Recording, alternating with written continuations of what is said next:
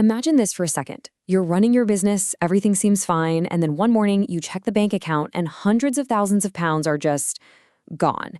This isn't some Hollywood movie plot. It's a true story about how one single, seemingly harmless email ended up costing a company a whopping 350,000 pounds. So let's get into it and figure out exactly how this happened. So get this. Over the course of just 1 week, cybercriminals siphoned off 550,000 pounds. £500,000. Now, they did get some of it back, but the final hit was just devastating. And the target here wasn't some giant corporation with money to burn. Nope. It was a small, family-owned construction company. You know, for a business like that, this kind of loss is a potential knockout punch. So that's the big question, right? It's the one that probably keeps a lot of business owners up at night. How on earth does something so small, one click in one person's inbox, spiral into a complete financial disaster? Well, that's what we're going to do. We're going to follow the digital breadcrumbs and see exactly how they pulled this off. And I really want to pause on this for a second. The victim here is key. This wasn't a bank, it wasn't a tech giant, it was a local construction company, the kind of business that's, really the backbone of the economy. It just goes to show that these days, every single business, no matter the size, is a potential target. The company really thought they were doing okay on security. They had company IDs, everybody had their own passwords, they even used those challenge questions for big money transfers. It's the kind of basic stuff most of us rely on every day. But as we're about to see, what we think of as standard security just doesn't cut it anymore against a smart attacker. Okay, so let's put on our detective hats for a bit and actually follow the trail. To figure out how to build a better defense, we first have to really understand the attack itself, step by painful step. All right, so here's how it all went down. It was so simple, it's scary. First, the bait. An email shows up and it looks like it's from a totally normal supplier, nothing suspicious. Then, the breach. An employee, just trying to get their work done, clicks a link in that email. That single click, that's all it took. Boom, the invasion. Malware sneaks onto their computer and installs something called a keylogger. From there, it was game over.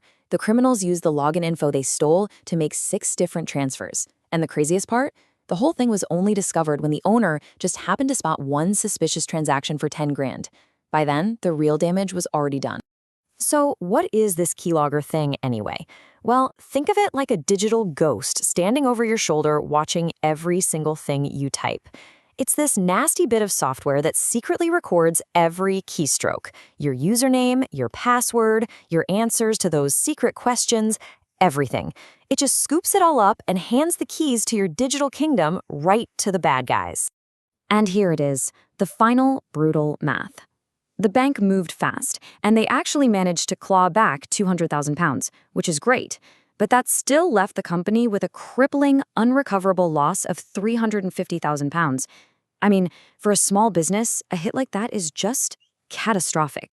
So we've seen what happened. Now we have to dig into the most important question, why? What went wrong? What were the critical failures that basically left the front door wide open for these guys? And the answer is, it wasn't just one thing. It was a perfect storm. It was this deadly combination of failures across the board. People, technology, and process. Yeah, you had the human error of clicking the email, but that was made so much worse by the missing tech, the fact that there was no plan for when things went wrong, and some really weak access controls. Each failure just compounded the next one. Let's break those root causes down a bit more. First, an employee got tricked. Happens all the time. That's the human element. Second, there was no anti-malware software to even spot the keylogger. Third, and this is a huge one, no multi-factor authentication, or MFA. That's where you need a code from your phone to log in. If they had that, even with the stolen password, the criminals would have been stopped dead in their tracks. And finally, when they found out, there was no plan, just panic. And that delay cost them precious time and a whole lot of money. Okay, so understanding how it all fell apart is one thing, but the most important part of this whole story is learning from it. How do you stop this from happening to you? So let's talk about building a fortress, a much, much stronger defense. And here it is. This is probably the most important slide, a simple 6-step plan. First, you need an incident response plan. Know who does what when the worst happens. Second, get proper security software on all your devices. Third, and I'm going to say it again, this is non-negotiable, turn on multi-factor authentication. Fourth, train your people. They are your first line of defense, so make them strong. Fifth, keep an eye on your money. And last but not least, don't just have a plan sitting in a binder. Test. It really all comes down to this one simple idea. You can't just buy a piece of software and call it a day. True security is like a three-legged stool. You need trained people, solid processes, and the right technology, all working together. If any one of those legs is weak, the whole thing comes crashing down.